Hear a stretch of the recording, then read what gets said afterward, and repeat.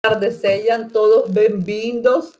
Estamos muy felices de poder iniciar este evento que estamos organizando. Es un proyecto de extensión intitulado Diálogo sobre la producción científica universitaria, en caso de escrita de artículos científicos con sus protagonistas, experiencias y contextos. Yo soy la profesora doctora María Margarita Villegas. Estoy actuando en el post-ensino, el maestrado de ensino de la Universidad Federal da Fuerza y con UERN y el Instituto Federal Rio Grande do Norte. Sean todos bienvenidos para esta palestra que vamos a hacer hoy. Los organizadores somos varios profesores, o professor Francisco Chagas Madeiros e vários estudantes, Dorgival, Luciano, Katia, Mateus, Marta y Rita, que nos acompañan hoy, están en esta organización. Este evento tem organizado 7 palestras, previstas nas quarta-feiras às 16 horas. E hoje iniciamos esta atividade. Para o público-alvo, como você sabe, está previsto para todos os estudantes de graduação e pós-graduação e docentes que trabalham na educação básica até superior. E o que acontece é que se tem pesquisado que a maioria dos alunos de pós-graduação e de instituições de ensino têm dificuldades para a escrita de artigos científicos devido a competências pessoais e a condições sociais que não são favoráveis. E se está reconhecido que a escrita é uma construção social, ao contrário do que muitas pessoas acreditam, la cual es favorecida mediante el desenvolvimiento de entornos y condiciones que permitan inserir los interesados en la producción de esa escrita. Por eso es necesario crear condiciones variadas para favorecer esa escrita. Você sabe que as instituições universitárias são evaluadas pelas publicações, entre outras coisas muito importantes, como nessas plataformas que você observa aí, da Web of Science, Cielo, e aqui no Brasil, através da OCAPES e a plataforma Sucupira, onde, em ligação com o LATE, você exhibe toda a produção que se faz nos professores e alunos de um mestrado e o doutorado, e isso vai a significar se esse programa tem continuidade, se tem aprovação, se pode escalar outra posição. Então, por isso é muito importante a produção de artigos e a pesquisa. E a pesquisa se reconhece como algo importante para a melhora da qualidade de vida das pessoas e da sociedade. Você sabe que as pessoas que pesquisam podem compreender melhor os assuntos da vida e, por ende, tomar melhores decisões. E nosso objetivo neste projeto é proporcionar conhecimento sobre as condições e contextos pessoais, técnicos e sociais necessários para essa escrita, através do diálogo entre os convidados, os professores e os estudantes participantes das instituições, os participantes aqui organizadoras, a fim de aportar experiências e estratégias que valoram alguns critérios fundamentais da escrita científica. A ideia neste caso é, sobretudo, falar de diálogo, porque estamos na ideia de que contribuir a través de experiências e narrar os contextos onde isso acontece, porque a parte técnica muitos de vocês conhecem ou podem ler em alguns livros, mas como isso faz, como fazem alguns pesquisadores, quais são suas rotinas, é o que vamos a iniciar hoy esa conversa. Por tanto, se busca facilitar ese diálogo entre los pesquisadores con una significativa producción y los discentes de post-ensino. En este caso, tenemos a varios palestrantes de post-ensino, de un maestrado en ensino de aquí, de Mossoró, que estamos ubicados en asociación con estas universidades, como yo falei, da UFERS, a UERN y FRN, onde hoy iniciamos con la profesora Verónica, y después continuamos con nosotros más. Y ese diálogo y escrita es importante para esa producción, ya que la producción científica en nuestro país es muy importante para favorecer un poco el desenvolvimiento social y económico, y en todas las áreas. Es fundamental para el desenvolvimiento en todas las áreas. Y por eso en este caso hemos revisado que hasta mediodía de hoy tivemos 150 inscrições de várias partes do país, de Brasil, pelo menos, e de Bahia, de Paraíba, de Pará, de Ceará, de Pernambuco, Rio Grande do Norte, Maranhão, Amazonas, Rio Grande do Sul, Goiás, e algumas pessoas que não se têm declarado todas ainda. Mas bem-vindo para todos vocês por nos acompanhar durante estas sessões que vão ser cada 15 dias. E, bom, para nós, todas as pessoas que estamos por detrás do evento, organizando todo, que atendem a você para facilitar essas inscrições e estes eventos, a parte dos palestrantes, a participação deles, que é muito importante, os organizadores, como temos acá o grupo discente de organizadores que são da Maestrado de Ensino da FERSA e da UERN e IFRN, em associação. Bom, bem-vindo para todos, muito obrigado, e vou passar à professora Verônica.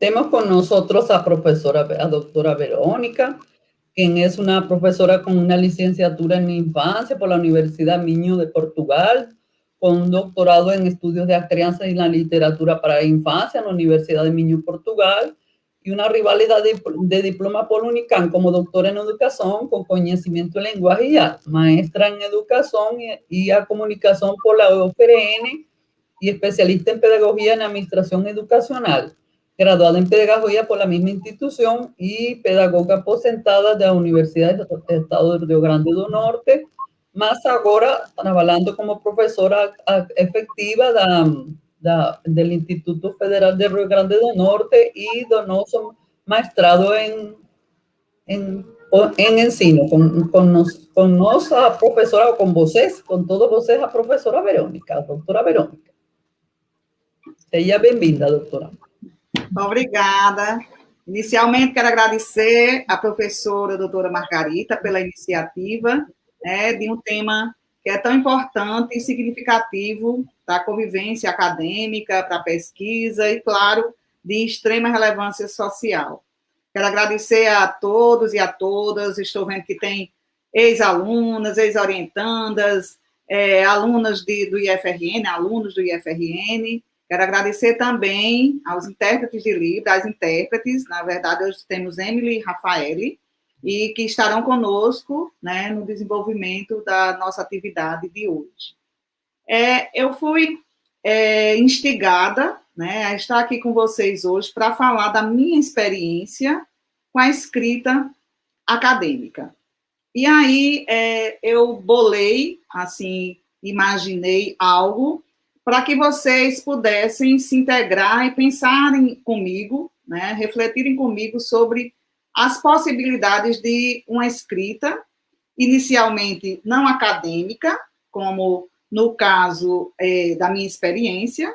Vocês vão, no decorrer desse projeto, vocês vão estar vivenciando, experimentando falas diferentes, claro, porque cada um tem sua experiência própria a respeito da escrita.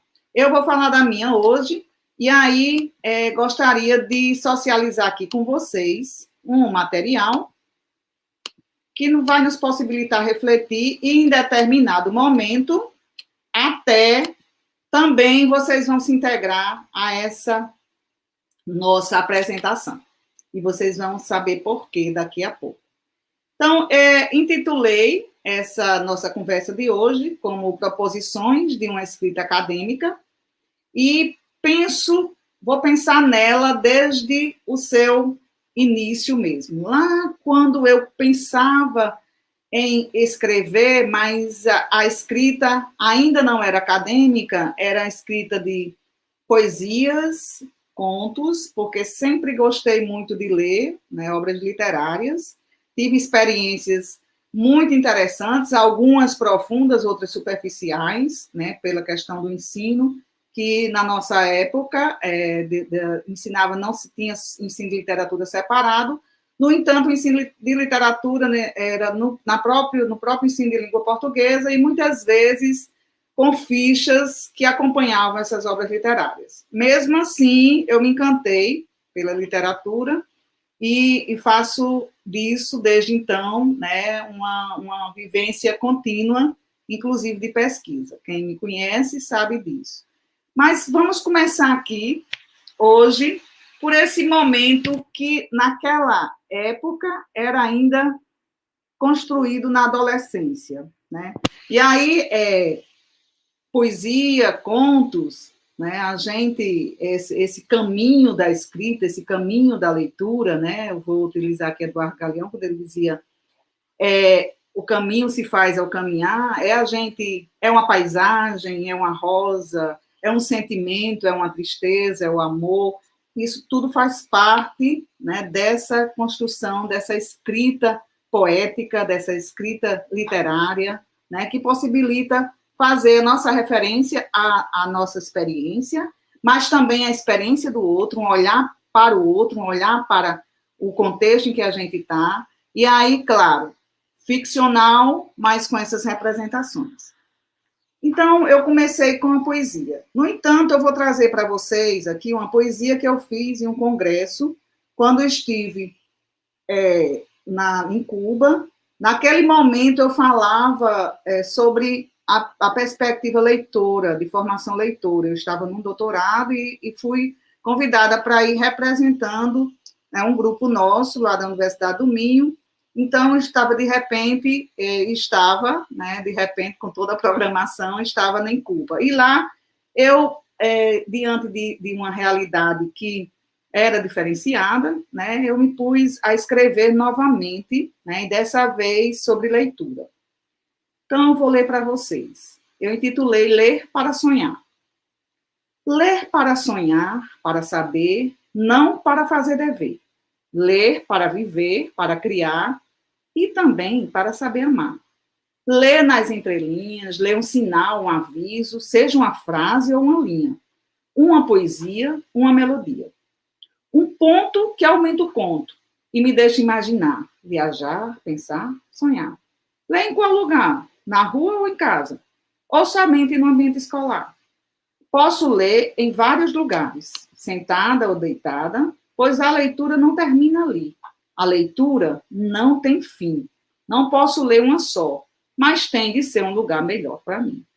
Deixe-se levar e vá em busca da sua história. A leitura é uma viagem que fica para sempre em sua memória.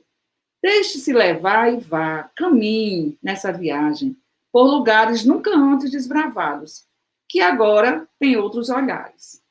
Viaje para o passado, sem entrar na máquina do tempo, nem esperar que alguém a invente. Viaje lendo e sinta o prazer deste viajar, sem de casa sequer se afastar.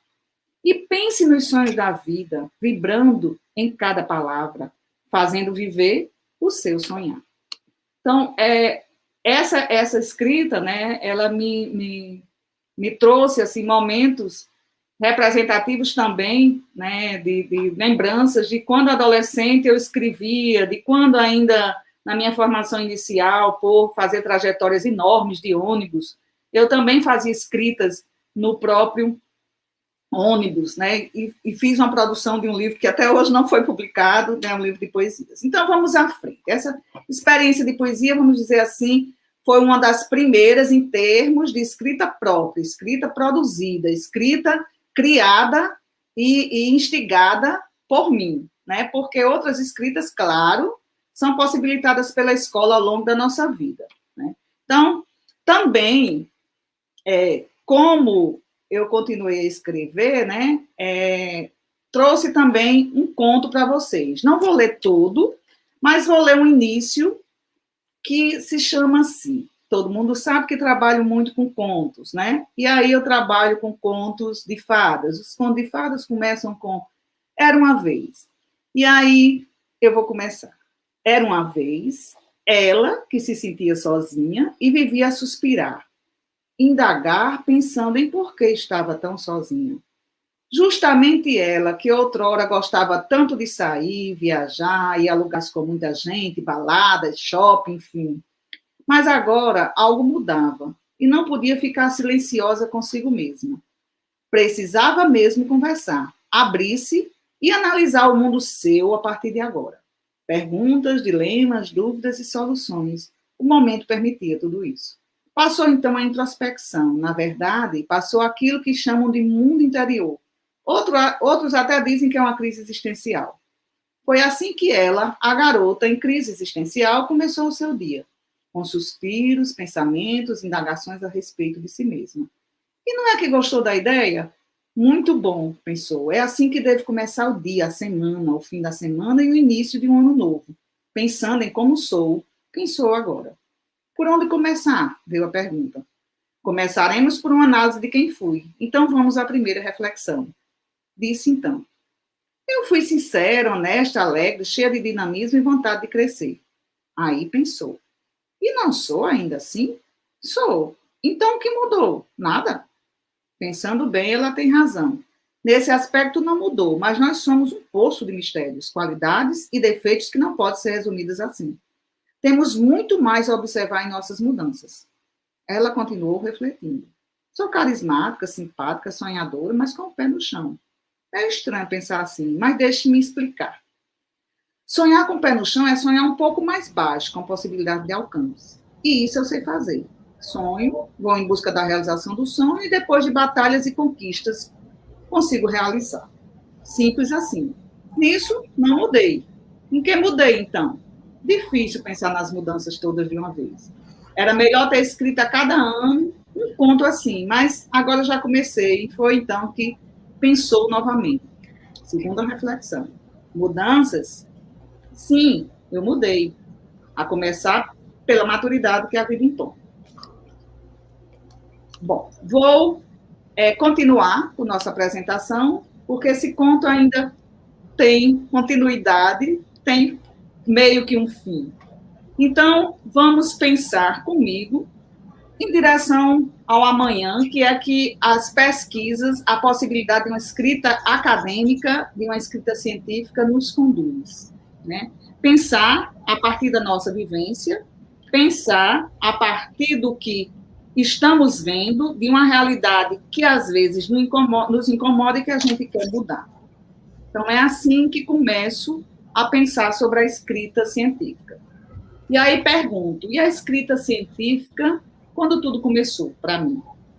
Começou para mim, na verdade, não tanto através da formação, na formação inicial, mas também um pouco com ela, não tanto profundamente, mas um pouco com ela, porque ela se confunde com a minha pesquisa na academia, que era ligada aos estudos, né, e reflexões convidativas dos professores, mas também pela minha própria experiência profissional, que se confundiu um pouco com a minha experiência acadêmica, porque quando eu comecei a fazer minha formação inicial, eu também lecionava, e praticamente eu aprendia e lecionava, aprendia ao mesmo tempo que estava vivenciando, né, esse aprendizado também estava lecionando, numa época em que a gente era contratada para lecionar, né, não tinha muito concurso, depois foi que realmente eu passei no concurso, até porque o concurso era relacionado à experiência a nível superior. Foi quando eu terminei, eu passei, então, a fazer parte de um quadro efetivo. E aí, essa experiência profissional, ela foi sempre paralela a essa experiência acadêmica, como até hoje convivo com ela, né? Não parar de estudar, não parar de pesquisar tem sido o meu lema. Então, como de fato começou, aí eu posso dizer que ela começou na formação continuada, enquanto escrita científica de socialização em eventos, em livros, em periódicos, como hoje convivemos com esse fato mais, vamos dizer assim, apropriadamente ao nosso contexto atual do século XXI, porque nós hoje temos internet, nós temos ao nosso dispor todo um aparato tecnológico que nos permite e nos facilita essa vivência, a vivenciar essa escrita acadêmica. Na época em que eu vivenciei, ela se tornou mais frequente e, de fato, mais acessível e mais possível para mim na formação continuada. Foi quando eu fiz um curso de especialização em administração educacional, e aí tentei relacionar, claro, o meu interesse pessoal, né, da pesquisa na época, que foi voltada para uma realidade que eu encontrei na escola que eu trabalhava, que foi um espaço de biblioteca, espaço de leitura, que tinha sido financiado pelo Banco Mundial, com todo um aparato, né, de material, de acervo, mas que não era visitada. E aí essa realidade me incomodou. E foi quando eu fiz essa relação na especialização e passei a escrever, fazer uma pesquisa sobre essa realidade a partir desse meu interesse pessoal como professora dessa escola. A relevância social dessa pesquisa, né, ia mudar, e como mudou e tem mudado em alguns momentos, ainda volto a pesquisar sobre biblioteca escolar e sobre formação leitora. Então, é muito importante você ver essa mudança, né, nessa formação leitora, indo além da própria escola, quando você favorece a compreensão de que é possível formar leitores na escola, é possível fazer a escola estar relacionada com sua comunidade através da leitura também. A originalidade, porque não me via naquele momento, não me vieram pesquisas, principalmente no estado do Rio Grande do Norte, né, relacionada a esse espaço, como era o da biblioteca escolar, tanto que as pessoas que estavam nesse espaço geralmente não sabiam por que estavam lá, e geralmente eram pessoas adaptadas a essa situação, adaptadas porque não podiam estar em outro espaço, e ficavam nesse espaço sem, de fato, saber o que fazer na biblioteca. Muitas vezes também se aposentando. E aí, essa realidade da biblioteca escolar aconteceu na educação básica. Então, eu, na época, era professora da educação básica, ensino fundamental e ensino médio, também fui orientadora, e aí veio um grande questionamento, que era o que fazer com o espaço de leitura que existia, mas que era pouco utilizado. Então, esse era o grande quê da minha pesquisa. E aí, logo depois, quase que antes de terminar a especialização, eu entrei em um mestrado, né, também em educação, e tentei vincular essa minha mesma preocupação, que eu quero mostrar para vocês, que a pesquisa ela tem que estar relacionada com o nosso interesse pessoal, porque ela passa a ser prazerosa. Isso passou a ser algo, para mim, muito prazeroso, porque eu pensava em mudar uma realidade que, para mim, estava me incomodando, e que eu via a possibilidade de contribuir com esse espaço, vivenciando, porque eu estava lá, e também possibilitando essas mudanças com os meus pares, com os meus colegas que lá estavam. E aí o tema da minha dissertação foi biblioteca escolar e escola. Uma relação evidente. Então, gente, parece que é evidente. Biblioteca escolar, claro que tem relação com a escola, mas não foi o que, por exemplo, meus dados de pesquisa me trouxeram, como também a minha própria realidade, né, a minha própria vivência. Mas a pesquisa, ela possibilita você trazer os dados, os fatos, comprovar o que você simplesmente está olhando, está vivenciando. Mas comprovar com dados científicos, possibilita você ter argumento, de fato, para, a partir de então, contribuir para essa mudança.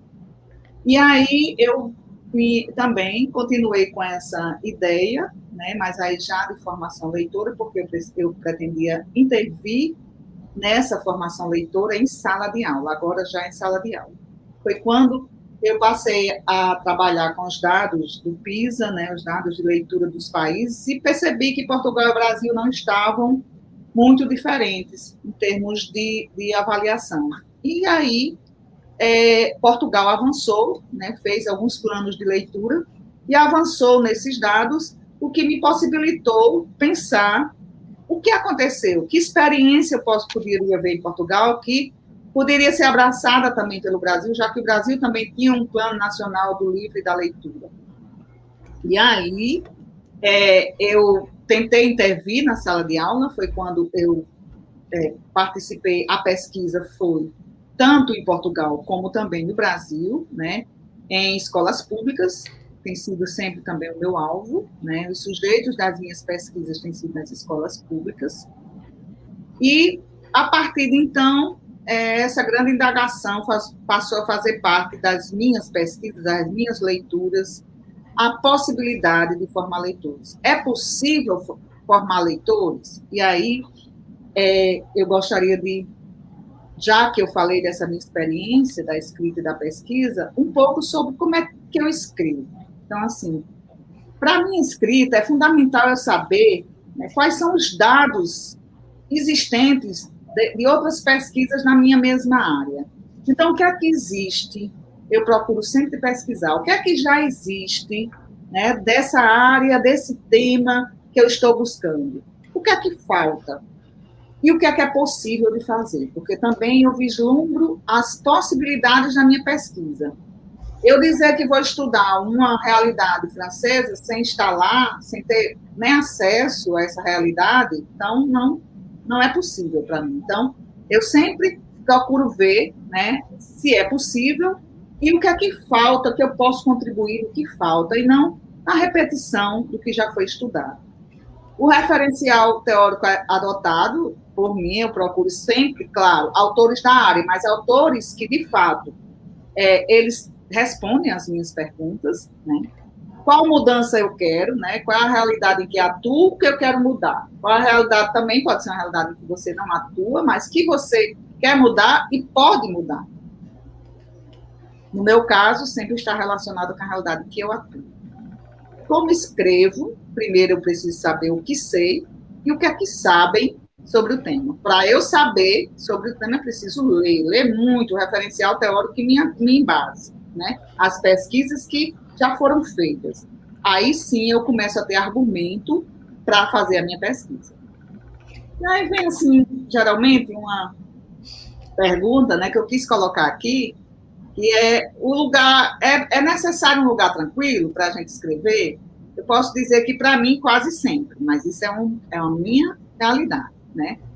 E o espaço ele pode ser diferenciado para cada estilo de escrita e cada modo de ser. Tem gente que escreve, que lê, que estuda com o som ligado, né? Tem gente que depois que está concentrado o som, pode ter uma banda de música que vai continuar do mesmo jeito. Tem gente que gosta de estudar deitado, não é muito conveniente porque pode dormir, mas cada um vai encontrar esse espaço, esse jeito de ler e de escrever. O que acho fundamental que todos tenham em mente, no papel, é a agenda, né? A gente tem que ter uma rotina para que a gente consiga chegar a escrever e a pesquisar, analisar os dados, a coletar os dados como a gente pretende. Então, acho que fundamental você fazer uma agenda do dia em que você percorra horários, coloque nos horários, nem que às vezes você não cumpra exatamente do jeito que você programou, mas de preferência que sim, mas acontecem às vezes empecilhos, alguns inconvenientes que não nos possibilitam terminar. E aí sempre a gente vê o que é que não pode esquecer, o que é que ficou de um dia para o outro, e aí elencar como tarefas que não podem ser perdidas. Hoje eu tinha que terminar um capítulo, uma análise dos dados que eu coletei a semana passada, mas não consegui. Então, até amanhã, à tarde, eu pretendo conseguir. Seriam tarefas que a gente pode elencar para o outro dia. Fichas bibliográficas, acho fundamental para quem quer escrever, né? Ao ler, catalogar essas leituras, porque elas facilitam na hora de você buscar citações, argumentos sólidos daqueles autores, saber onde foi que você pesquisou, é bastante interessante. Hoje nós temos recursos diversos, né, gente, que possibilitam que essas fichas estejam no nosso computador, que a gente coloque na pesquisa uma palavra e a gente encontre essas citações, encontre esses argumentos que nos permitam levar para a nossa escrita. Mapa mental. Hoje a gente tem também recursos em plataformas diferenciadas que nos possibilitam elaborar um mapa mental. E aí eu trouxe aqui alguns elementos que facilitam, né, entender esse mapa mental. O mapa mental, você parte de uma ideia, né? E a gente trabalha também com mapa conceitual, que o mapa conceitual permite que a gente coloque também ideias, né? Não só palavras e imagens, mas ideias também. Então, às vezes, citações de um determinado tema. Você pode até criar citações sobre leitura literária, e aí, desse mapa mental, ser essas citações, né? Então, os mapas mentais existem dos mais variados, e as plataformas também, riquíssimas. E aí pensar para quem eu vou escrever. Então, também minha escrita se diferencia a partir do momento que eu direciono essa escrita, né, para evento. Então, se eu vou para um evento, minha escrita obedece às regras do evento. E, de preferência, o que eu oriento os meus orientandos do mestrado e do doutorado, que eles vão para evento inicialmente, porque evento você socializa a sua pesquisa, a sua escrita inicial, e você escuta outras pessoas que conversam sobre esse mesmo assunto, que também tem, na mesma área, tem outras pesquisas. Então, é assim, a primeira socialização, né, a gente, para que nossa escrita seja de fato, né, compreendida e seja tida mais perto do verdadeiro, ela precisa ser socializada e aceita pelos nossos pares. Então, evento é o primeiro passo. Livros, a gente, ao trabalhar com a escrita para livro, precisa saber como é que o livro está organizado, qual o tema, né, quantas páginas, como será essa estrutura do livro. Para periódicos, cada periódico tem a sua estrutura, né, que orienta, às vezes pelas regras da ABNT, às vezes pelas regras próprias do periódico, e às vezes pela da APA, que são as regras, as normas mais utilizadas na Europa. E aí vou fazer agora um pequeno joguinho, mas é através de um formulário, para que vocês comecem a se familiarizar com esse formato, né? E que eu também possa perceber de vocês o que que vocês estão pensando, estão refletindo sobre as áreas de vocês. Então, vamos lá, eu gostaria de pedir a Camila, ou a Carmen, a professora Carmen, que colocasse aí no chat para vocês entrarem nesse formulário e responderem algumas perguntas simples sobre áreas, sobre atuação, sobre palavra, sobre leitura, mas é muito rápido. Eu vou dar 5 minutos para vocês fazerem isso, e aí eu vou, depois desses 5 minutos, eu mostro para vocês aqui as respostas de uma forma geral. Lá não tem identificação, gente. Vocês fiquem muito à vontade para responder.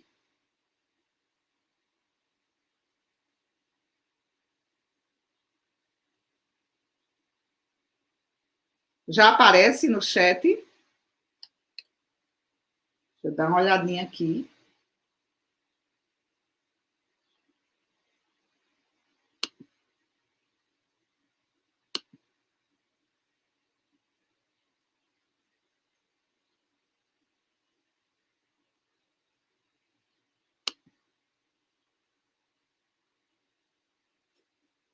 Não? Camila?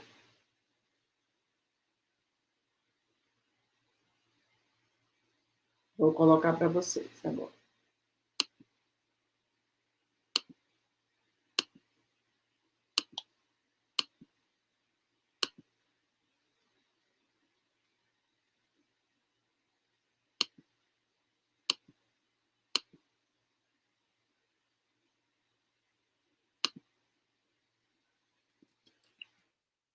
Professora Margarita, pode colocar também para mim?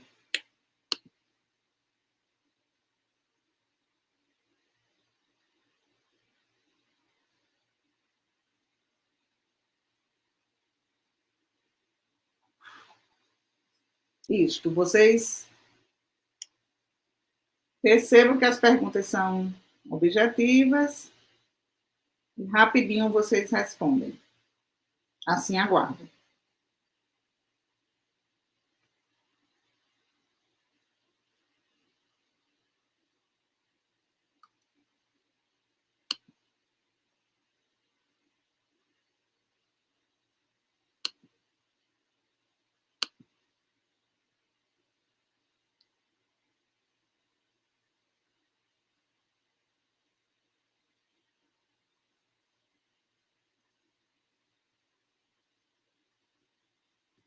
Enquanto isso, estou lendo aqui alguns comentários. Professora Adi Canário está participando. Obrigada a você também, professora. Participamos juntas de algumas bancas. 3 vezes mais do que eu pensei. Isso é muito pequeno. E da nossa trajetória. Pode vir indo, né?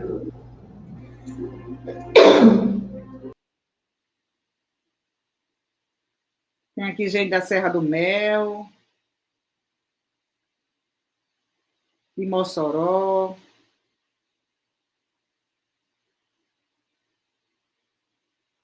do IFRN,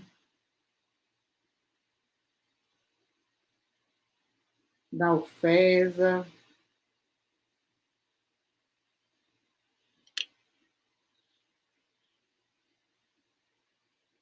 Já tenho 14 respostas.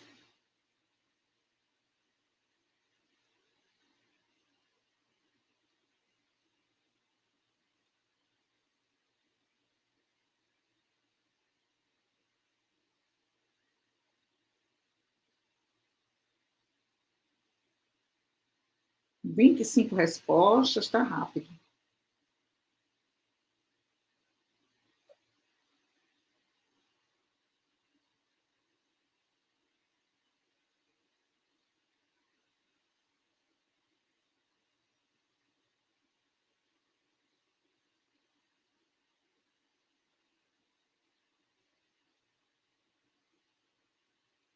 Vou mostrar aqui para vocês as respostas.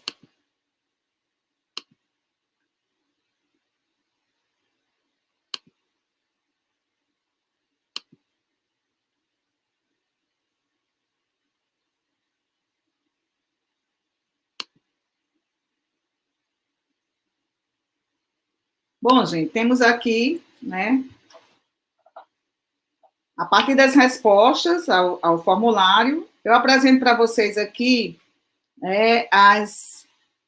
os gráficos, que vocês podem ver a área de formação inicial, por exemplo, a gente encontrou aqui a maioria de humanas, outro tanto de linguística, letras e artes, mas temos também de todas as áreas aqui presentes, né? Importante isso. Todas as áreas interessadas também na escrita e, claro, fazer parte da pesquisa e da contribuição social, né, com essa pesquisa. A área de atuação e interesse pessoal. Estou vendo aqui que tem muita gente da linguística, letras e artes, de humanas também, e das outras áreas estão também representando aqui. Já escreveu algum artigo? 84,8% diz aqui que escreveu. Em qual contexto? A maioria coloca o contexto como da instituição escolar, mas também de linguagens diversas. Os tipos de pesquisas que você já ouviu falar, pesquisa de campo foi mais vista por vocês, estudo de caso, intervenção e pesquisação, em quarto lugar. Alguns nunca fizeram pesquisa. Você gosta de ler? 95,9% gosta de ler. Gostaria de dizer o restante desse pequenino número que não gosta de ler, que vai precisar gostar de ler, sim, para escrever e fazer pesquisa.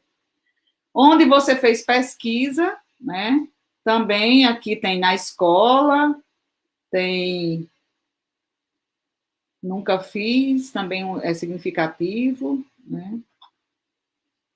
E aí, interessante que fizeram pesquisa na escola e pretendem contribuir com pesquisa na escola.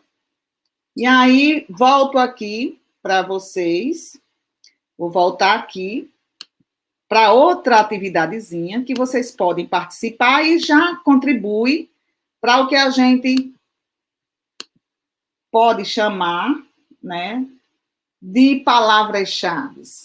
Se vocês puderem colocar a câmera do celular nesse QR Code, vocês vão ser direcionados para uma página do Mentimeter, que aí colocam vocês para escreverem 3 palavras-chave. Essas 3 palavras-chave, elas têm que estar relacionadas com o tema de pesquisa que vocês queiram. Então, assim, vocês se interessam por um tema, e aí vão escolher 3 palavras-chave O Dr. Carson continua como chefe de biocirurgia pediátrica no Johns Hopkins. Ele e sua mulher dirigem o fundo de bolsas escolares Carson para alunos que demonstram excelência. Onde tem algum som aí. Então, assim, vocês estão conseguindo? Quem não conseguir, eu pedi também para o pessoal colocar lá no YouTube.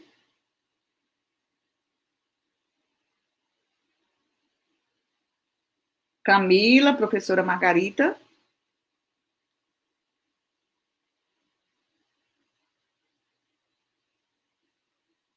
Já estão, muito bem, estou aqui.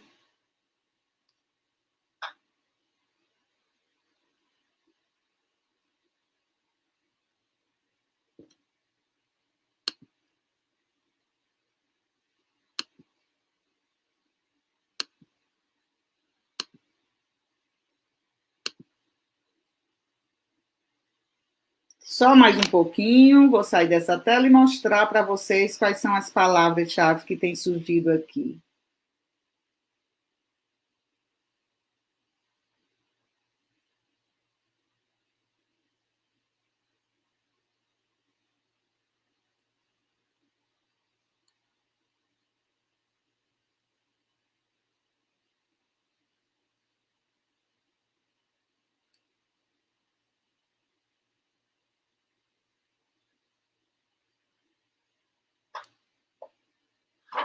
Vou parar aqui essa apresentação e trazer para vocês as respostas. Podem colocar aí, por favor, pessoal da equipe.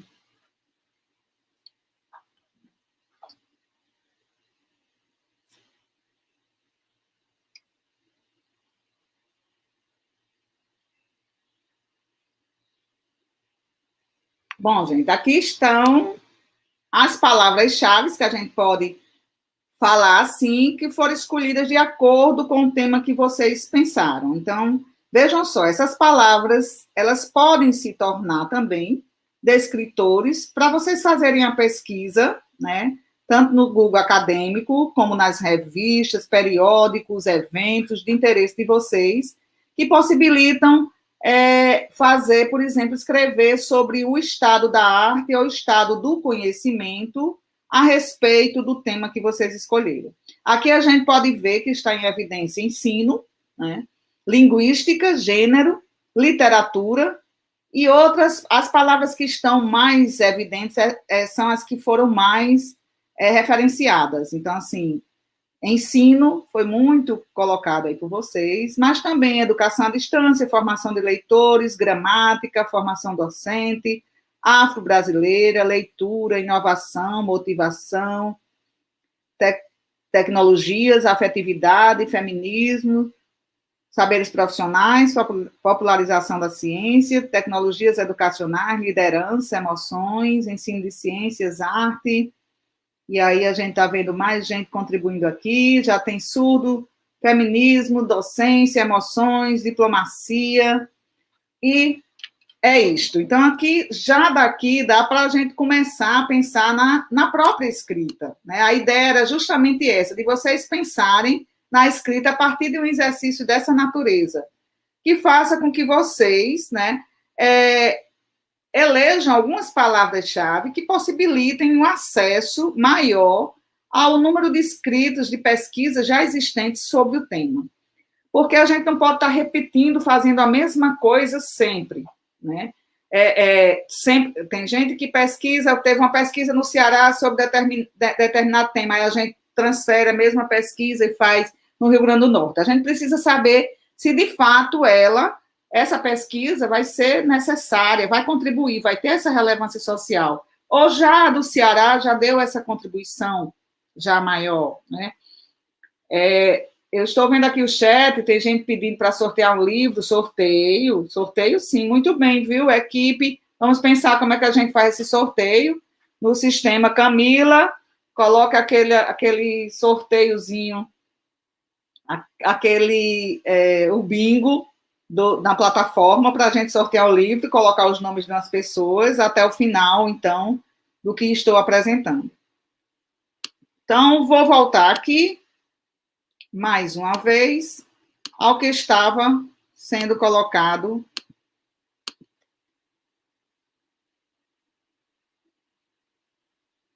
Então, eu gostaria de mostrar a vocês, já estão vendo, as minhas produções, então, as minhas escritas, nos 3 últimos anos. Terminei meu doutorado em 2009, então, claro que de lá para cá, ou até mesmo durante o doutorado, as escritas foram muitas, né? Tanto quanto necessárias para a própria formação, né? Não existe uma formação numa pós-graduação sem pesquisa, sem escrita, e como também não existe, né, professor de pós-graduação sem essa produção. Então, minha produção agora ela está muito relacionada, vinculada ao pós-ensino e ao outro programa que também faço parte, que é o PPGL, mas, na verdade, vocês vão encontrar aqui mais essas produções organizadas no pós-ensino, mas eu queria dizer a vocês que também as nossas orientações, né, elas contribuem demais para a produção do professor. Né? Nós produzimos com os alunos, nós produzimos a partir das pesquisas dos nossos alunos, né, que sempre são originais, sempre são relevantes, de acordo com nossas orientações. Então, eu também quero agradecer, já tenho aqui vários orientandos, inclusive orientandos que já terminaram, como Catamara, Camila, Carmen, que já terminou e que já terminou o mestrado, está no doutorado agora. Outras, já a Catamara está no doutorado, não no nosso, que ainda não temos no pós-ensino, nem no de letras, onde faço parte, mas de um doutorado ligado ao ensino, né? E outros tantos que continuam com sua formação. Então, todos esses contribuem muito para que a gente continue nossas produções, né? Natália, uma também, que foi uma orientanda minha, que foi o PPGL, continua produzindo, Anderson continua produzindo, Eliabe. Então, assim, gostaria de fazer esse momento, a publicidade dessas produções e o agradecimento em público. Então, vamos a essas produções. Então, nossas produções dizem respeito a livros, capítulos de livros, alguns prefácios, artigos em periódicos, anais de eventos. Palestras, eu vou colocar aqui também, as palestras possibilitam-nos também escrever, né, a partir do que a gente considere relevante nessas palestras. Essa, por exemplo, a professora Margarida está com um projeto de escrita depois de cada momento como esse. E aí, essas respostas de vocês também vão contribuir para que a gente possa escrever, né, fundamentado. E grupos de pesquisa, eu participo de grupos de pesquisa que são internacionais, lá na Universidade do Minho. Também lidero um grupo, que é o GEPELT, que é o Grupo de Tecnologias, Leituras, Tecnologias e Novas Linguagens. E sou membro também de outro grupo de pesquisa, que é do IFRN. Os projetos de pesquisa, tanto tem na UERN como no IFRN, né? E as orientações, tudo isso faz parte, né? E é a base de sustentação e das minhas produções. Organizei alguns livros, posso dizer que foram 6 ao longo desses 3 anos, tem um agora para sair, inclusive com Catamara, né, Catamara? Saindo agora este ano, já foi aprovado em edital da FAPERN, vai sair então como autoria nossa, foi a partir da dissertação dela. Capítulos de livros, a partir de convites, junto com orientandos, a gente tem vários capítulos de livro, em torno de 33, esse ano já saíram mais alguns, eu não contabilizei aqui, mas é em torno disso aí. Prefácios, eu fui convidada para fazer 2 prefácios, 2 livros de colegas nossos. Artigos em periódicos, aí nós tivemos 21 artigos, temos um agora, que foi aprovado recentemente, na revista A2, anais de eventos, alguns eventos, em torno de 55 nesses 3 anos, maioria participando ativamente mesmo os nossos orientandos do pós-ensino. Aqui foi um seminário que a gente foi convidado para participar, tanto um seminário como também na Quarta Direct, uma formação que existiu lá junto aos professores. algumas lives que a gente participou nesse percurso, que também pode fazer com que a gente fortaleça a nossa escrita.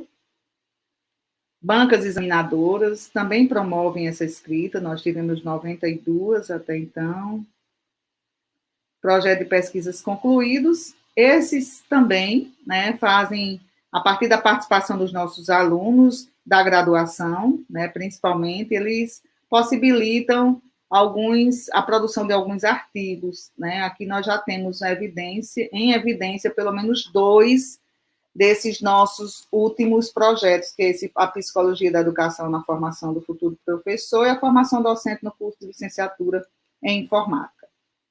O GEPED fez algumas ações ligadas a umas lives que a gente trouxe pessoas de fora, incluindo o professor Celso Vasconcelos, para falarmos sobre educação, sobre avaliação, os temas que nos incomodam e que nos inquietam ao longo das nossas vivências. Nós tivemos 14 orientações concluídas, mais 4 previstas para já, e mais 2 a serem no próximo ano. Aqui no mestrado. No doutorado, nós tivemos uma no ano passado, temos 2 previstas para esse ano e uma para o próximo, com diversos temas, desde memes, a produção literária, a formação docente literária, um instrumento de compreensão leitora. E, como a gente nunca para de estudar, né, a formação continuada ela se dá o tempo todo, quando a gente está dando aula, quando a gente está estudando para dar aula, quando a gente está planejando, e, claro, com a formação intitulada, né, institucionalizada, como é um pós-doutorado. Eu também fiz o pós-doutorado em 2017, possibilitou também escrita em revista, em periódico, com o meu orientador lá de Portugal. É isto, gente. Obrigada. Espero ter contribuído, pelo menos, para a reflexão em torno do que é possível se escrever. Não precisam ser escritores iniciais de poesia e de contos, né? Mas o que precisa é, de fato, ir à pesquisa e fazer o que você gosta, para que ali a pesquisa, a escrita, ao fazer com prazer, com encantamento, com gosto. Muito ruim a gente fazer algo que não gosta, né? No nosso trabalho e principalmente na escrita. Aí ela não vai sair tão colaborativa e tão à cara do escritor que a escreve. Então, muito obrigada, boa tarde a todos. Estou aqui à disposição, inclusive, para o sorteio.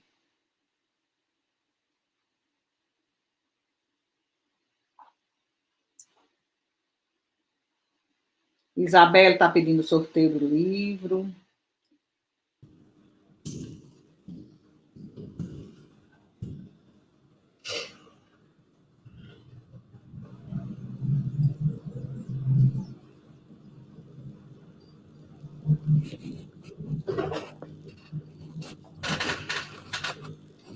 Verônica, me orientando mais recente.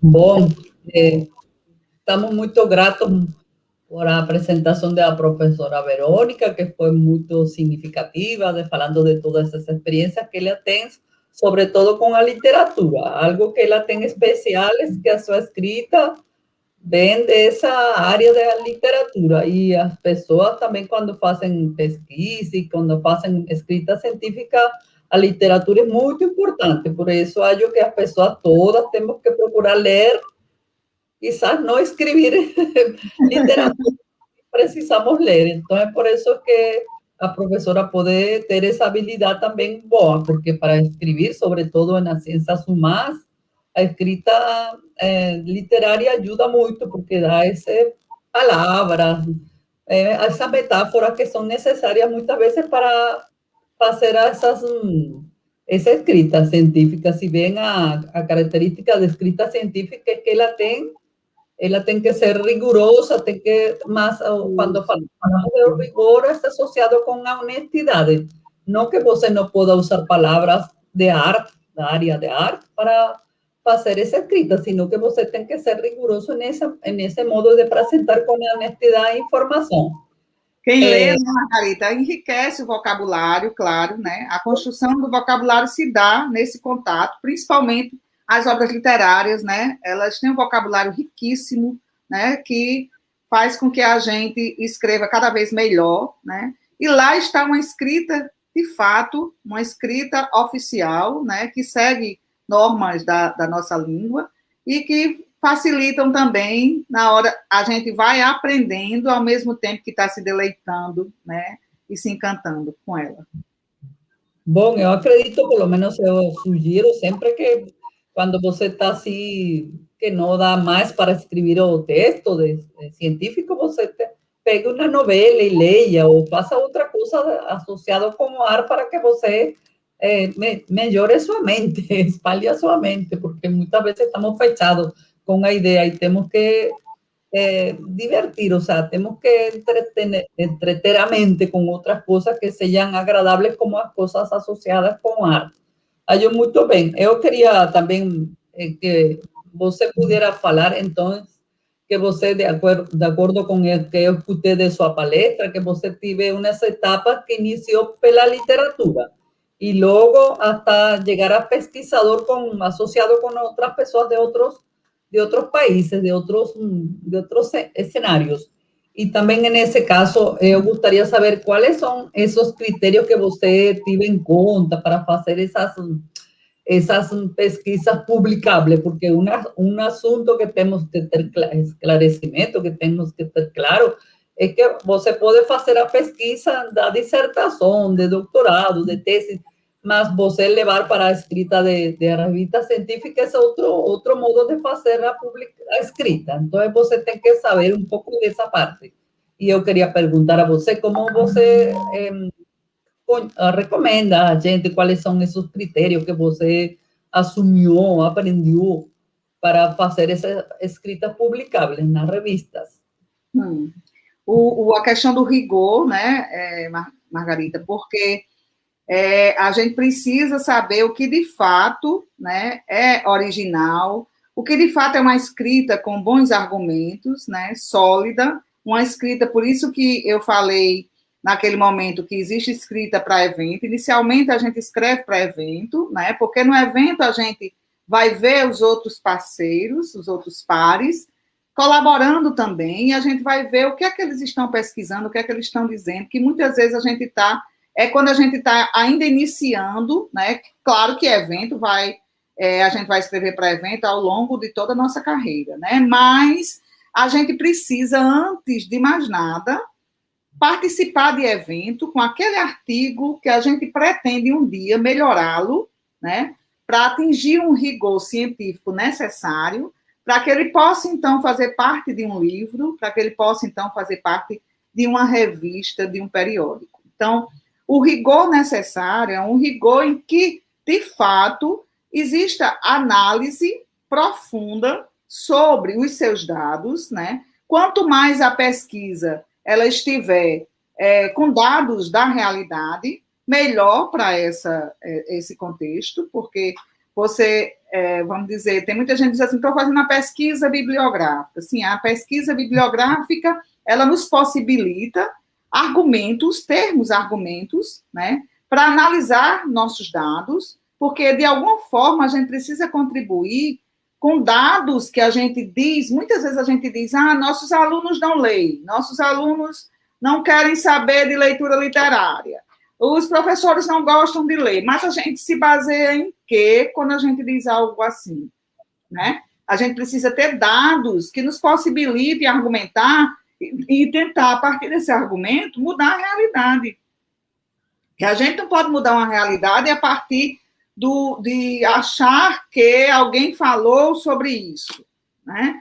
Agora, a gente também pode ter uma pesquisa sólida, por exemplo, sobre sobre o que a gente chama do estado da arte, estado do conhecimento, que já existe a respeito do meu tema. Então, quem escreveu sobre formação leitora na escola pública? Parece que já disseram tudo.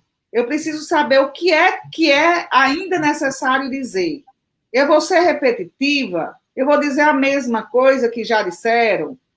Então, eu preciso também, nesse rigor, saber o que é original, né? O que é que vai representar essa minha escrita para a mudança social, para a mudança institucional, para mudança e relevância social, né? Então, assim, é relevante, eu tenho interesse, mas não basta só eu ter interesse, né? Basta também, é preciso que ela mude uma realidade. Não estou dizendo que vai mudar e toda pesquisa tem que mudar de imediato a realidade. Não, mas ela tem que provocar, né, reflexões em torno dessa realidade para que possa, sim, acontecer algo que constantemente realizando, a gente possa mudar. Em educação, por exemplo, tudo é processual, não se muda hoje, né? Mas se muda fazendo hoje, né? Muito obrigado. É certo, tudo isso que você está falando, que podemos, muitas pessoas acreditam que é fácil fazer publicações de textos teóricos, bibliográficos, mas isso é muito mais difícil, é melhor trabalhar com pesquisa sobre a realidade, e se não é isso, como você está falando, sobre essa pesquisa documental que você vai analisar textos que têm publicados antes, podem ser textos de qualquer jeito, no qualquer natureza, como vídeos, palestras, assuntos que tem já publicados. E lembrando que sem ler, a gente não faz pesquisa, não escreve, né? Claro, temos que ler as novelas, mas também ler os teóricos importantes, fundamentais para a pesquisa, porque esse é outro assunto.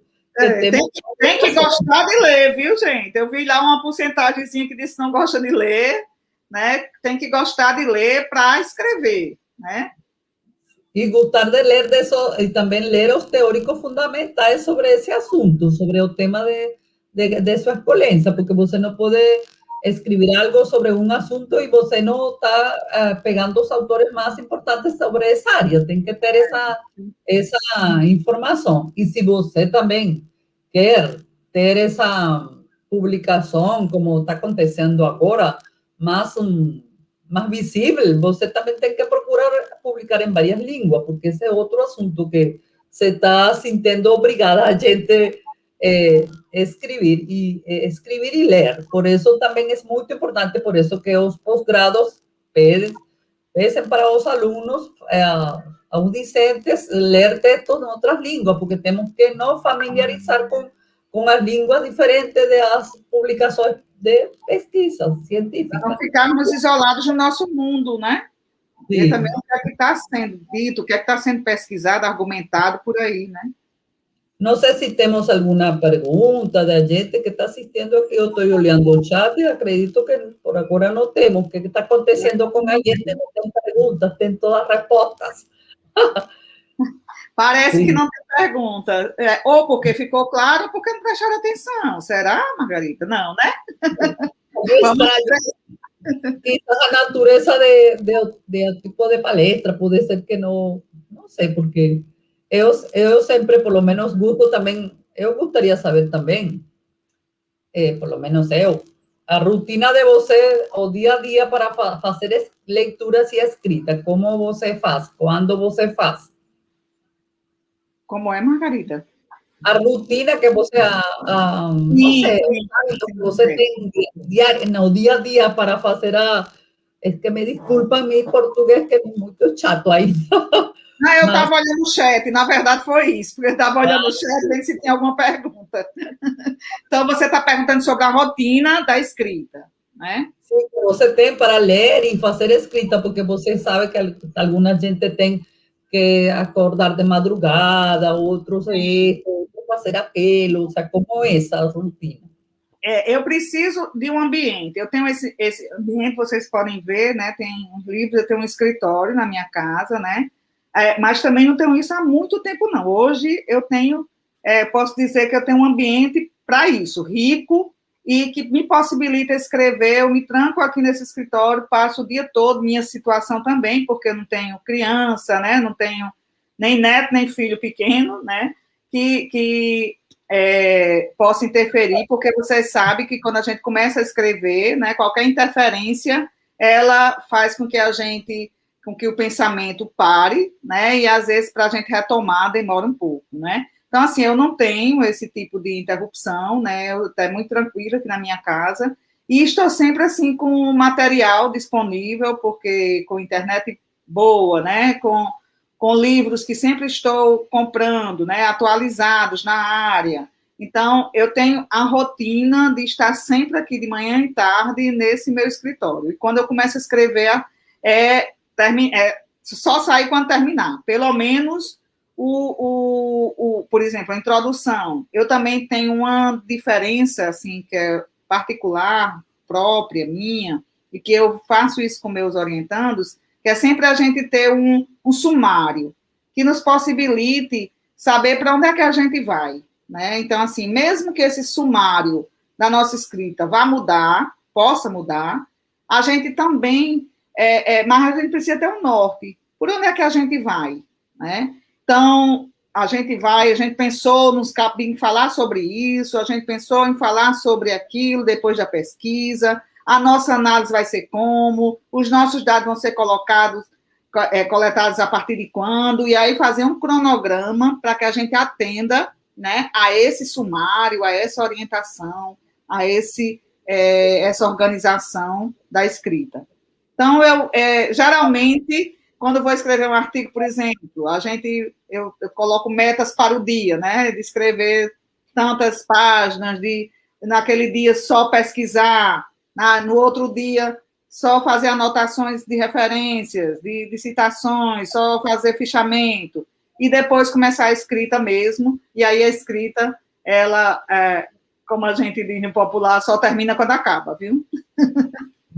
Eu começo. Okay. Aí tem uma pergunta, professora, que está perguntando se o que tem valor é a escrita em si ou a pesquisa. Porque uma coisa, né, Tony, leva a outra. A investigação em si, ela leva a uma escrita. Mas veja só a investigação sem a escrita, para socializar também, não tem muita importância. Estou falando em termos de academia e de produção científica, né? Porque eu não posso ficar com a investigação só para mim. Só a investigação, ela não vai possibilitar, né, sem análise, sem escrita, ela não vai possibilitar esse tratamento dos dados, nem tampouco esse retorno à sociedade, que é algo que a gente muito batalha hoje, né? Para que tenha mudança, a gente precisa também dar um retorno da nossa pesquisa à sociedade, né? Para saber se a sociedade aceita o que a gente está dizendo também, né? Principalmente quando a gente está falando de instituição escolar. Ok, ou seja, que é muito importante isso, que outra pessoa está perguntando o que fazer quando tem uma mente em branco. Mas não tem mais ideias, né? Aí eu vou relaxar. Aí, geralmente, o branco se dá, né? Pode se dar, tanto porque a gente está cheia de informação, né? Está com muita preocupação e muita coisa para dar conta. Então, nesse momento, eu relaxo, porque vou fazer algo, né, diferente, o relaxar, porque me relaxa também escrever artigo. Mas o relaxar em termos de um ambiente diferente. Então, vou lá, vejo a TV, um filme, uma série, leio uma obra literária, que eu tenho aqui umas que eu começo e não termino, porque vou fazer outra coisa. Então, eu retorno, faço essa leitura, vou para uma rede, vou ver uma paisagem, vou refletir sobre mim mesma e para depois voltar. Porque esses brancos, eles estão relacionados à sobrecarga, né? E que a gente precisa dar muitas vezes é um aviso do cérebro, dê uma parada, né? Para fazer outra coisa, porque o cérebro também, ele precisa que a gente pare, né? Ele também precisa de um certo descanso para produzir, né? Para fazer essa reflexão e fazer essa organização no pensamento. Ok. Esse respondi, Amanda. Também pode acontecer algo, em minha experiência, que pode acontecer quando a gente não sabe como iniciar, mas eu falo sempre que inicia a escrita que logo vai saindo, porque se você esperar a perfeição, a escrita também e a ciência também é ensaio e erro. O sea, não pode esperar ter assim, dar todo certo desde a primeira vez, sino que você também tem que iniciar a escrita, isso é muito importante. Aquí tengo otras preguntas. ¿Cuál sería el camino profesional que está haciendo en el mundo corporativo para iniciar un mestrado? Ah, tá. Você está saindo do mundo corporativo iniciando o mestrado, qual seria o caminho? Não entendi se já está, né? Sites, assim, você pode ver pesquisar bastante sobre eu não sei qual é a sua área, né? Mas eu diria que você pode iniciar por eventos na área, se for, por exemplo, educação, procurar eventos significativos na área da educação, nacionais, internacionais, sites que digam respeito a periódicos, né? Revistas indicadas pela CAPES, com Bom Qualis, né? Que vocês possam pesquisar artigos.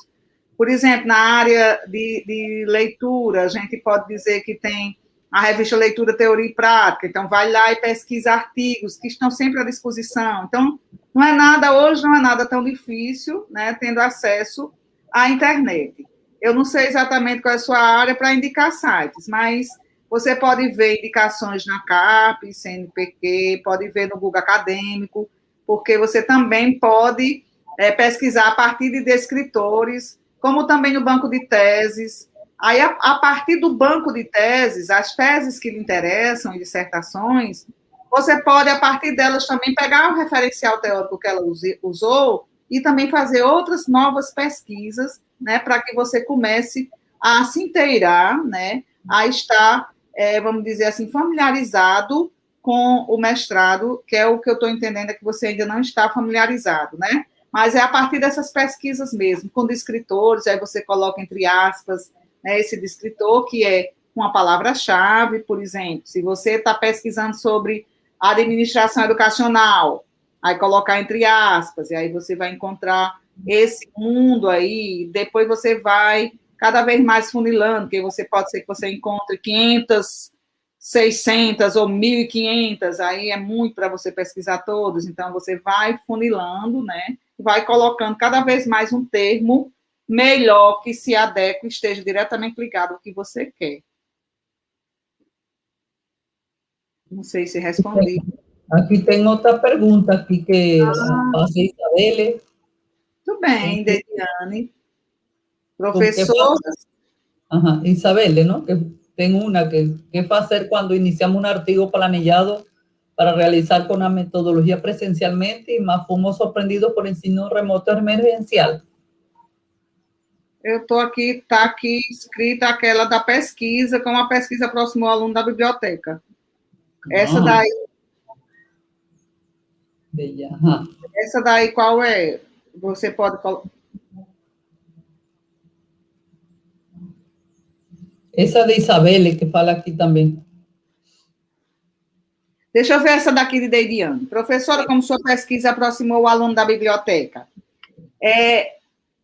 O seguinte, ao longo da minha pesquisa, né, a pesquisa me possibilitou ver uma realidade e eu falar sobre ela a partir de argumentos sólidos, né, de dados sólidos, né, claro, os argumentos que foram analisados, que analisaram os dados. Então, assim, a aproximação se deu do aluno na biblioteca com formações a partir desses dados. Por exemplo, eu participei de programas como o Prazer em Ler, que trabalhou diretamente com as bibliotecas de várias escolas, das escolas, na verdade, de todas as escolas estaduais de Parnamirim, de Natal. Então, a gente fez uma formação voltada porque sabia da realidade que não existia essa formação. Nas bibliotecas não existia nenhum professor ou bibliotecário diretamente ligado a essa formação leitura. Então, assim, o que aproximou do aluno foi tanto a gente levar esses dados para a escola, mostrando que, de fato, isso acontecia, como a nossa intervenção, né, a partir dos dados que nós tínhamos, né? Então, a gente poderia dizer que tinha necessidade, sim, porque a gente tinha esses dados, né? Esses dados nos davam um norte para que a gente pudesse intervir. Então, muitas vezes a gente diz, existe uma falta do professor que está na universidade de leitura. Sim, existe mesmo, e isso a gente acha que existe porque a gente teve uma experiência com alguém que não ia ler. Aí a gente precisa fazer uma pesquisa para, de posse desses dados, a gente ver como intervir. Então, na verdade, foi a minha intervenção a partir dessas pesquisas que fizeram com que eu favorecesse, envolvesse mais o aluno na biblioteca. Eu tive um projeto que foi aprovado pela CAPES, o projeto Leia, Leitura em Ação, que eu trabalhei com 42 bolsistas, tanto aqui em Mossoró como em Apodi, e eram alunos da universidade, como alunos do ensino médio, que trabalharam conosco formando leitores. E tinha também professores do ensino médio. Então, a gente dinamizou a biblioteca, a gente fazia, inventava 1000 coisas, até cestas com citações dos livros que estavam na biblioteca, a gente fazia esteira no chão com os livros da biblioteca, a gente saía contando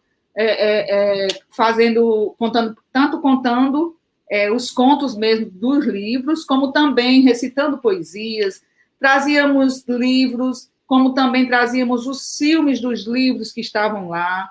Então, a gente fez uma dinamização, né, que mudou um pouco esse quadro. Ainda precisa mudar muito, viu? Ainda tem muito a mudar.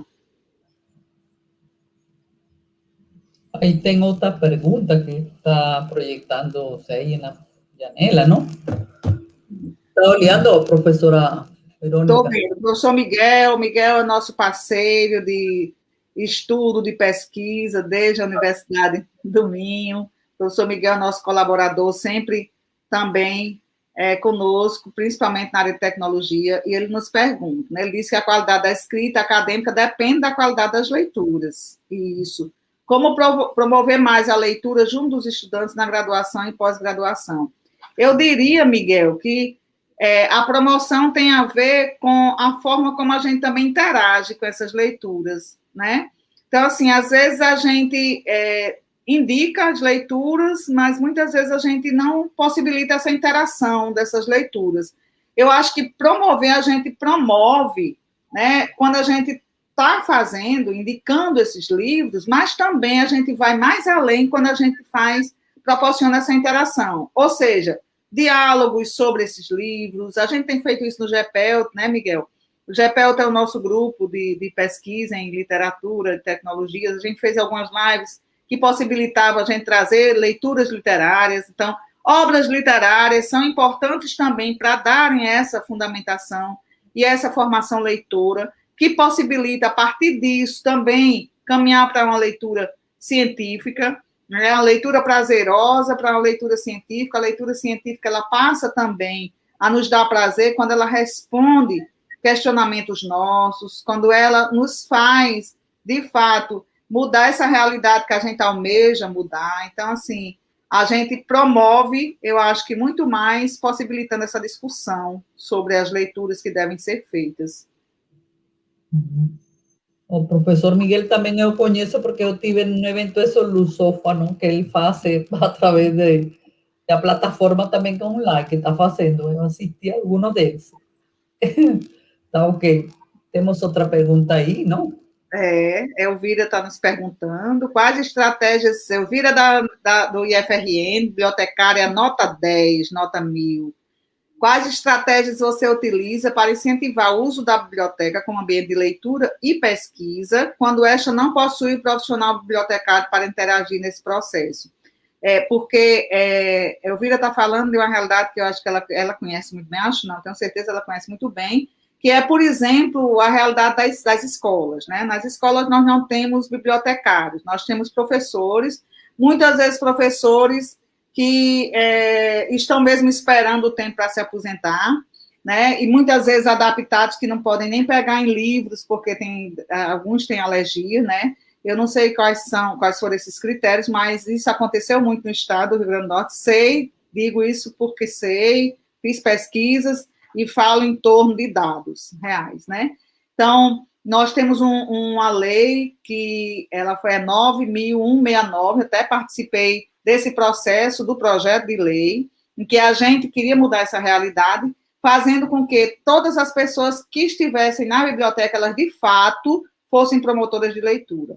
Porque o profissional que está na biblioteca da escola não necessariamente vai ser um bibliotecário, até porque a gente não tem concurso para isso ainda, né, Elvira? Ideal que fosse, porque hoje o bibliotecário tem em sua formação também essa formação como bibliotecário vinculado a biblioteca da escola, né? Não só bibliotecas públicas, nem bibliotecas de instituições superiores, de ensino superior. Então, assim, o profissional, ele precisa divulgar o livro, aquele que está na escola, ele precisa atrair leitores. Ele não vai ficar esperando leitores, porque a escola está formando leitores. Então, ele não vai ficar à espera do leitor, ele precisa promover leitura. Promover a leitura é o quê? É levar a leitura até o aluno. Então, é ir às salas de aula, mostrar quais livros chegaram, quais livros tem, fazer promoções que possibilitem o aluno ganhar até mesmo prêmios de quem leu, ou possibilite fazer uma feira de livro, um recital de poesia. Aqueles que gostam de ler podem mostrar o seu livro, ou mostrar o livro que está na biblioteca, que leu bastante, que leu várias vezes, e dizer por que ele gostou. Então, a gente fazia isso nesse prazer em ler. A gente formava o professor para estar lá na sala, mas também promovia essa interação cotidiana, inclusive com um cronograma diário dessa promoção leitora diretamente relacionada com a sala de aula do professor, interagindo o professor de sala de aula, que muitas vezes desconhece esse espaço da biblioteca, infelizmente. Mas o más importante es leer o tempo todo, en cualquier canto. No precisa ter en biblioteca, sino o desejo de ler y ter o texto cualquier un, porque si você lê cualquier texto, os alunos podem também se motivar e falar de coisas que não estão aqui próximas, sino que estão nos textos, dessa beleza que você consigue aí nos textos, que é muito importante para que eles sentam esse desejo, essa curiosidade para ler, acho sim. Isso. Tem outra pergunta aqui, Isabelle. Isabelle é minha aluna do IFRN, Margarita.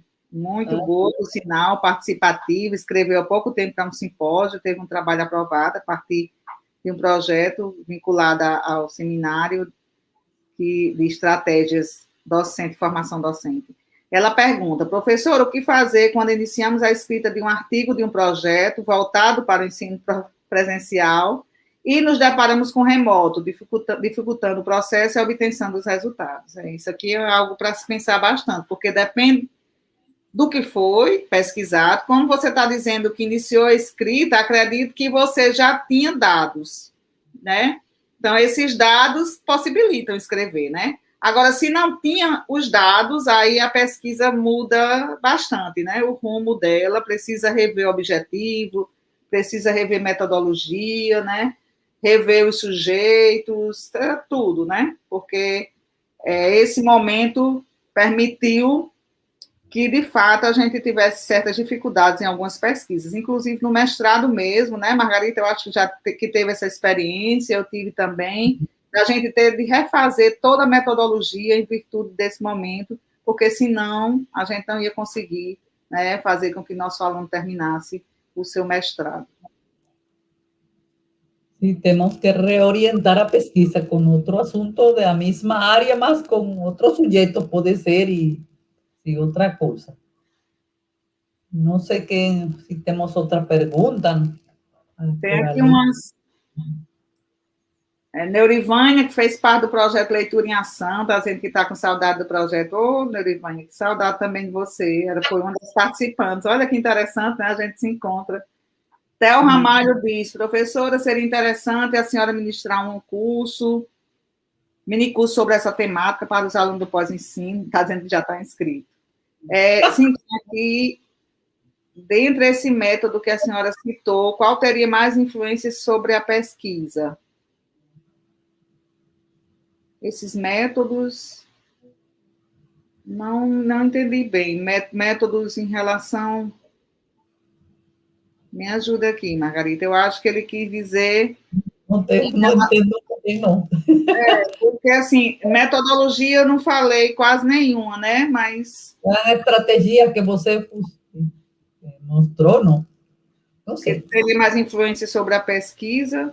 Bom, leitura, tem que ter leitura, tem que ter pesquisa da área que você está trabalhando, do que já se escreveu, do que já se pesquisou. Eu acho que foi nesse sentido. Se foi, me desculpe. Não entendi bem. Bruna Teixeira coloca aqui, no seu ponto de vista, professora, para os alunos, as bibliotecas digitais têm trazido resultados positivos no sentido de estímulo à escrita, considerando esse novo contexto? Sim, sim. A biblioteca digital, ela ajuda, né? Ela não afasta. Agora, não deixa de existir a física, né? Também.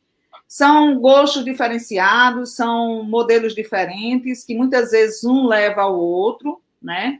Então, muitas vezes a gente quer ler quer estar de posse de uma leitura mais rápida e, por exemplo, avião, uma leitura digital, né? A biblioteca digital muito que ajuda. A gente está viajando, não está levando o livro, às vezes não está com muita bolsa, está com muito. Então, leva ali conosco vários livros. Isso quer dizer que a gente abandonou o livro físico? Não, porque o livro físico é outra experiência, né? As experiências são variadas. Tem gente que diz que a internet atrapalhou a leitura. Eu não diria isso. Nós temos uma ajuda. A internet nos ajuda também a ter acesso a diversas leituras, né? Diversas obras literárias que estão aí disponíveis, que a gente poderia não ter pelo alto custo, né, do livro físico também, né? E muitas vezes pelo ou até mesmo contato. Por exemplo, Mossoró, eu moro em Mossoró. Mossoró não tem livraria. Nós temos só uma livraria hoje no shopping, né? Quem tem acesso à livraria, né? A biblioteca, que é uma biblioteca municipal e outra da UERN, né? Hoje temos mais que temos do IFRN, mas nem toda a comunidade tem acesso, né? Então, assim, a gente tem de ver também esse outro lado para a gente, antes de criticar, saber também que a biblioteca digital, ela ajuda, né? E ela também possibilita acesso a diversas outras obras literárias e obras acadêmicas, né? Acho que podemos passar uns 2 comentários mais e para que a professora descanse, porque eu que tenho falado muito já, não sei. Tem aqui sugestões de livros sobre a escrita científica e acadêmica. Pois é, para quem está iniciando, pode olhar ler Humberto Eco, pode ver também algumas indicações para a escrita de projeto, como de Lakatos, para iniciar, né? Porque quando a gente está mais aprofundado na escrita, aí a gente já lê um Robert Ian, a gente já lê um Gil, né? Já lê um Bogdan, que possibilita a gente enveredar pelo mundo da investigação científica em vários formatos. Aqui tem uma pergunta de caminho. Que estão publicadas na revista, que sobre área que tem interesse a gente, pues tem que olhar isso que tenha lá. E as dissertações que tenham o CAPES, não? Que estão no CAPES, os textos todos, não? As dissertações, os sucupires que estão. Sim. Tá ok. Temos alguma outra coisa? Só que uma pergunta de Camila. Camila pergunta: esse período pandêmico intensificou sua escrita? Eu milagrosamente consegui escrever melhor.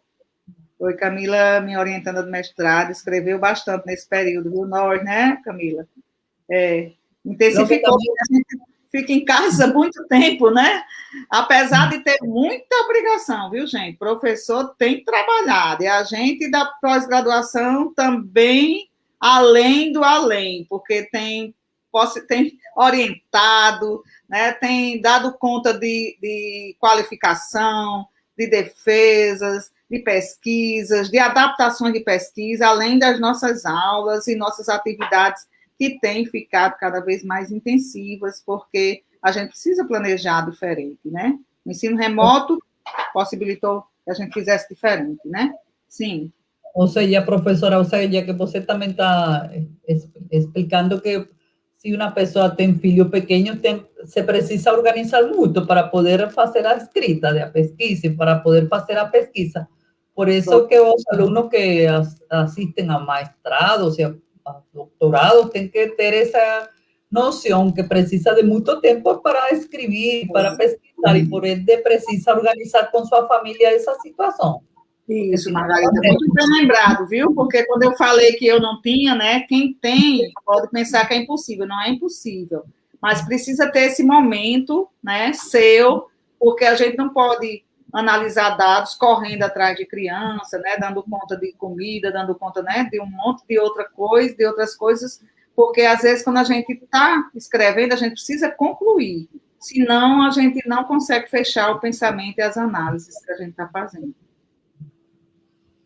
Bom, não sei, outro mais, pergunta por ali, se tem, precisamos, não também, como é isso?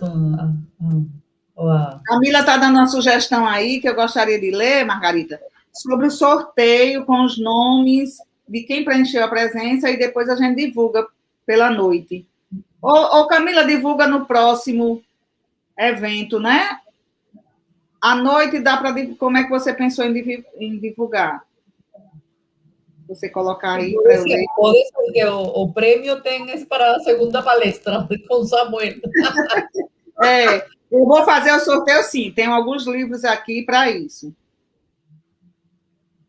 Mas acontece se a gente está longa demais. Muito obrigada, Tamara, também. E aí, Camila, qual seria a sugestão da gente divulgar à noite? Aonde? Pela página do Instagram do Pós-Ensino, tá certo, muito bem. A gente pode fazer essa divulgação. Valeu, Camila. Bom, eu acho que temos, assim, dado um pouco resposta a todas essas perguntas que a gente fez, assim que acho que está muito bem. Eu não sei, professora Verônica, se você tem alguma outra coisa. Não, eu só queria finalizar. Sim, ok. Dizendo que foi uma satisfação para mim. Às vezes essas experiências elas ficam guardadas, né? E a gente socializar faz com que a gente viva novamente, né? E aí eu passei a reviver, né, e lembrar de alguns momentos da minha pesquisa, né, de quando muitas vezes me fechavam as portas, né, para que eu não conseguisse pesquisar. Muitas vezes, gente, a pesquisa não é sempre fácil. E não pense porque a gente está aqui hoje que foi tudo fácil, não, viu? Muita coisa foi difícil. Margarita também, com certeza, passou por momentos difíceis. Eu já passei horas na escola sem ter nenhum resultado, sem ninguém querer falar comigo. Então, assim, eu ficava muito tempo esperando para ter poucos dados e me angustiava, às vezes me desesperava, né? Dizia, não vou conseguir, mas consegui. Então, assim, a gente precisa perseverar nesse campo da pesquisa.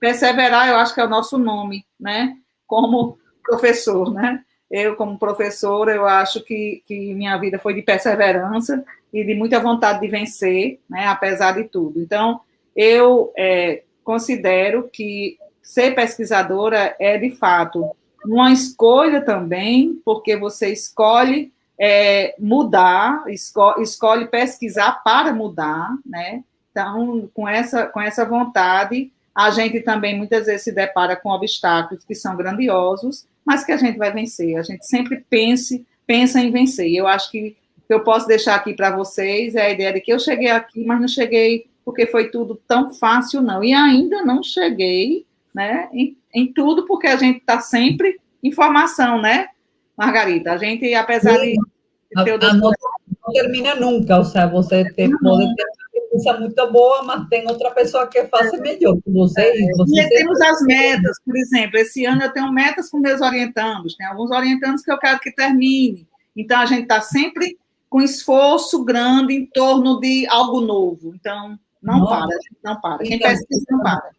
E também o programa onde você está atuando tem exigência que tem que mudar, que temos que fazer a produção para poder esse programa mudar e para poder acrescentar o número de discentes, para poder aceitar mais alunos regulares.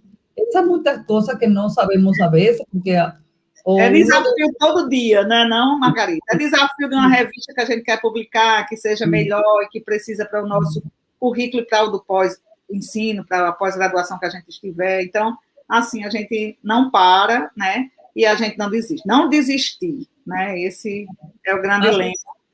Por lo menos mi empeño es porque yo siempre quiero una mejor sociedad y usted sabe que a pesquisa ayuda a que la sociedad esté ya mejor, seamos mejor cada día y sobre todo en la educación, que la educación precisa mejorar de todos los niveles.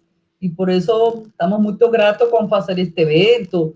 Si ven, hoy me falaron de que mis slides no se mostraron llenas en la pantalla, yo no sé qué aconteció, más es posible, mas son errores que acontecen y mas não devemos estar em atenção de um erro, sino de produções, de lo que estamos fazendo, as intenções da pessoa, e isso é muito importante. Eu acho que foi muito proveitosa esta palestra para todas vocês e esperemos, desejamos que ativem algumas ilusões para vocês, que possam se comprometer com a pesquisa.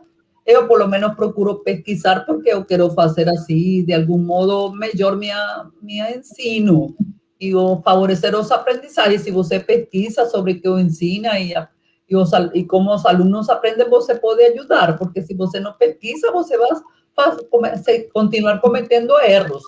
E é muito importante, porque os países que têm melhor nível de desenvolvimento, não somente é porque têm dinheiro, sino porque produzem mais pesquisa, porque produzem mais investigações. Então, temos que ter consciência que a pesquisa e a desenvolvimento humano estão ligados. Eu, por lo menos, por isso que eu pesquiso, porque eu não gosto a pobreza no sentido de que una cosa es ser simples, podemos ser simples, humildes, mas ser pobre, que as pessoas passem fome, que as pessoas sejam ignorantes, não, eu não concordo com isso.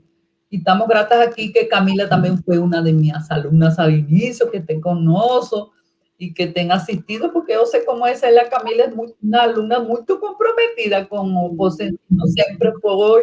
Ela tem essa habilidade que sincroniza o ar com a escrita, com a pesquisa, e ela que vem da área de engenharia muito bem.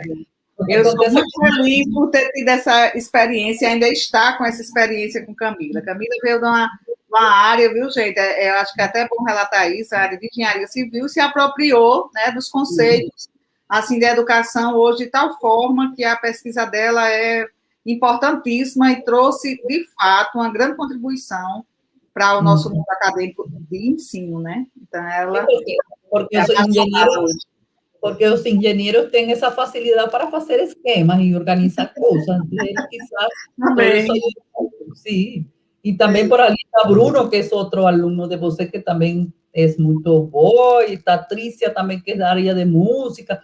Por ali temos várias pessoas que nos acompanharam hoje e estamos muito gratos por essa companhia. Igual temos que agradecer a companhia e assistência de os tradutores de Libras, que foi Rafael e Emiliana Docades de UFERSA, que estamos muito gratos que eles nos estão assistindo para esta atividade e, desse modo, poder assistir também as pessoas que sejam de Libras, que sejam surdas, que precisam também aprender e participar destes assuntos, porque temos que fazer da escrita científica acessível para o mundo todo, para todo tipo de gente. Isso é muito importante. O importante é isso, fazer com que ela seja acessível. Uhum. Sim, né? Isso é muito importante, porque... Não cabe, gente. Também escrever coisas que ninguém vai entender não tem valor, ao meu ver, né? Eu quero esclarecer algo que por aí estão perguntando, que a inscrição está no site do evento, na plataforma de SI23, que eu agora não lembro, mas não podemos compartilhar aqui a início. Acredito que está o link, que podemos compartilhar com vocês, porque a inscrição está lá e vamos a dar certificado mais por todas as atividades, para que vocês assistam a todas as atividades que você puder. Porque este es un curso de extensión que tiene esa orientación de sensibilizar en torno a la importancia de la producción de la pesquisa científica, porque lo que falaba a doctora Verónica al inicio, si você pesquisa y no publica, no existe, se fala eso. La pesquisa existe cuando você faz pública, porque hacer público que es tornarla cuestionable. Si você no torna algo cuestionable, porque você está guardando algo que você tem que considera que no está bien. Y la publicación es ese rol de la publicación. Y también algo muy importante, a través de las publicaciones, como yo falei antes, valoran nuestras instituciones y nuestros países. O nivel de desenvolvimiento de los países también está ligado con ese valor. Por lo menos Brasil siempre fica en los primeros lugares de las universidades de Latinoamérica, más allá que las últimas veces están tirando, está algunos subiendo algunos países de Latinoamérica E Brasil está ficando, mas não como antes, que ficavam 10 ou 15 universidades. Agora está menos. Então, todo esse é um trabalho, um compromisso que temos todos, tanto discentes como professores das universidades. É muito importante. Aí está tendo, a professora Verônica colocou o link do site do evento, onde vocês se podem inscrever e olhar todas as próximas palestras que vamos a ter dentro de 15 dias, que temos com o professor Samuel, não? Da Silva, da Silva, que vai falar sobre sua experiência. E assim alguns outros e outras. Não sei se você tem algo mais, professora Verônica. Não, acho que é só, né? O pessoal deve estar cansado, já mais de uma hora. Né? Bom, muito obrigada. Gente, obrigada, Margarita, obrigada a todos e todas que nos acompanharam nesse momento. É muito importante a gente saber que tem gente interessada por essa temática, né? E do fazer, e pensar em fazer a escrita e a pesquisa, principalmente na educação, que eu já vi um bocado aqui, né, na escola, que é o nosso maior intuito, né, com o pós-ensino. Tá bom, gente? Sim, a inversão na escola pública, porque sem escola fundamental e sem escola pública não vamos a ter desenvolvimento da sociedade, porque não somente os ricos fazem a sociedade, fazem a gente toda. E é educação para todos e para todas, né? Sem discriminação. Esse compromisso que temos com todos. Bom, acho que podemos fechar, como falei, muitas graças, Emília. Estamos gratas com Rafael e Emiliana, da CADES, da UFERSA, e todos os discentes e os professores que estão apoiando este evento, como o professor Emerson, o professor Chagas, e também os alunos, Dorgival, Elu, Kátia, Rita, que está apoiando, Alexander, que está apoiando o desenvolvimento deste evento. Se não fora possível, assim que é um trabalho de equipe que estamos fazendo. Muito grata e muito obrigada, professora Verônica. Obrigada a todos. Até mais. Até.